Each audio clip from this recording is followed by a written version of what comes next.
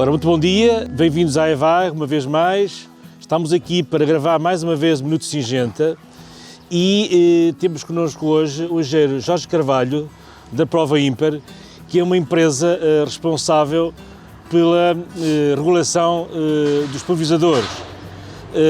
E, de facto, numa estratégia fitossanitária, um aspecto importante é nós termos aparelhos que aplicamos, que usamos para aplicar os produtos fitossanitários que estejam bem regulados.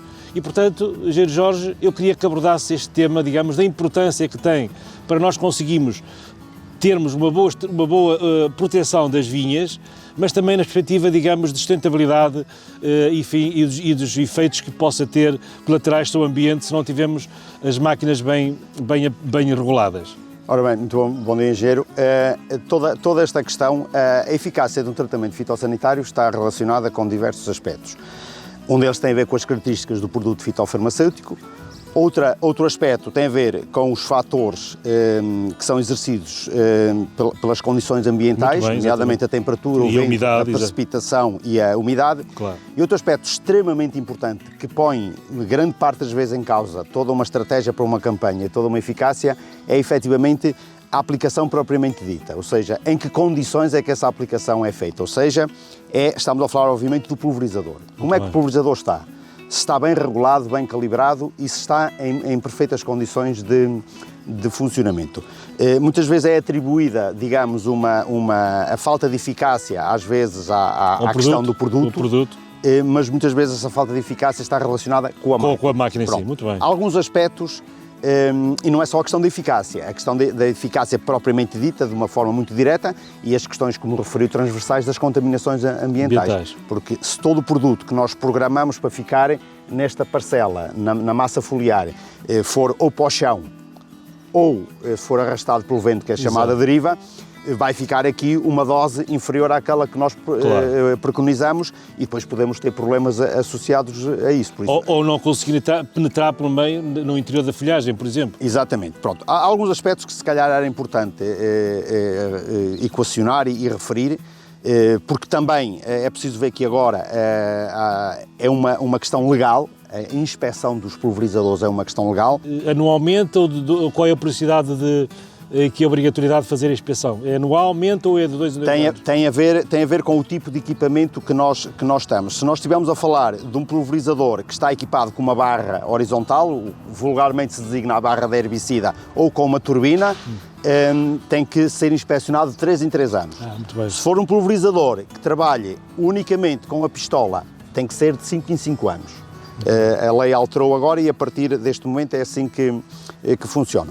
Engenheiro Jorge Carvalho, nós temos aqui a nossa máquina que estava a utilizar para, precisamente, hoje estamos a fazer pulverizações e queria, digamos, que o senhor se pronunciasse sobre, digamos, os aspectos importantes que devem ser atendidos para obtermos uma boa pulverização, nomeadamente tipos de bicos e outras coisas que acho fundamentais chamar a atenção. Muito bem.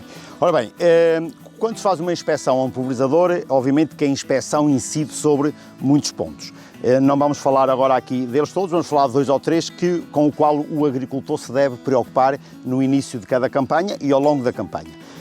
Um dos aspectos com o qual se deve preocupar é com a agitação. Ou seja, o agitador é um dispositivo que faz com que a calda esteja permanentemente em suspensão e não fique depositada no fundo do depósito, porque se acontecer isso, há partes do pomar ou da vinha que vão levar mais uma quantidade maior e outras uma quantidade mais diluída, com todas as implicações exatamente. Que isso tem em termos de sobredosagens ou diluições.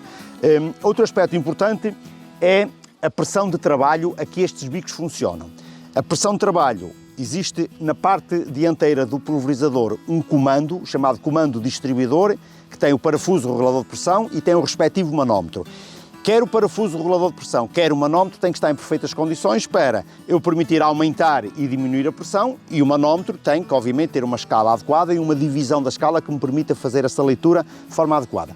E os bicos é outro aspecto importante, não podem estar danificados, não podem estar entupidos e de preferência deveríamos utilizar os chamados bicos antideriva, que são bicos que fazem com que maior parte da calda fique depositada no alvo. Já agora, deixe-me dar os parabéns pela máquina que aqui tem. Isto é designado um pulverizador de pressão hidráulica assistido por ar, ou jato transportado, e é de aspiração inversa, ou seja, como podem reparar, o ar não entra por aqui, o ar é aspirado por lá. Qual é a grande diferença para todos os outros?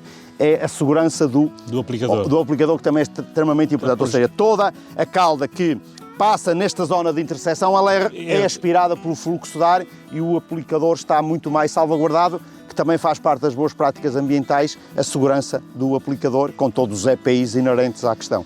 Um aspecto importante agora era a questão também de vez em quando dar uma olhadela aos filtros, que é um aspecto importante. Muito importante. O sistema de filtragem é muito importante, porquê?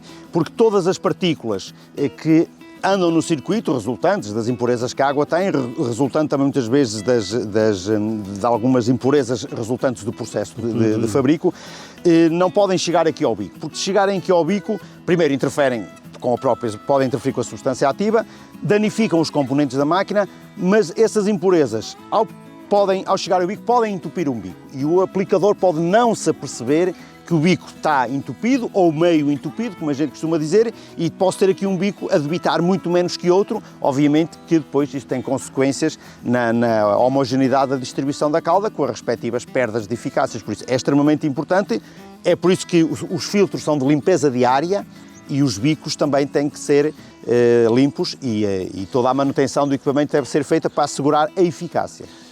Podemos, portanto, concluir que não só por uma questão, digamos, de eficácia e eficiência dos tratamentos, mas também por questões de sustentabilidade e mais sustentabilidade económica, é importante que os viticultores se preocupem em ter uma boa máquina de pulverização para, de facto, pode uma máquina ser mais cara, mas depois economizam no tipo, digamos, de tratamento que é aplicado às vinhas. Sim, sem dúvida, isso é extremamente importante. E é importante agora, por um quadro legal que está aqui vigente, que é importante que as pessoas percebam que neste caso concreto deste pulverizador, é obrigatório ser inspecionado, este em concreto de 3 em 3 anos, e todas as verificações técnicas, ou seja, há aqui a chamada imposição legal e há também os imperativos técnicos que têm a ver com todas essas questões que disse, de economia, eficácia e as questões ambientais. Muito bem.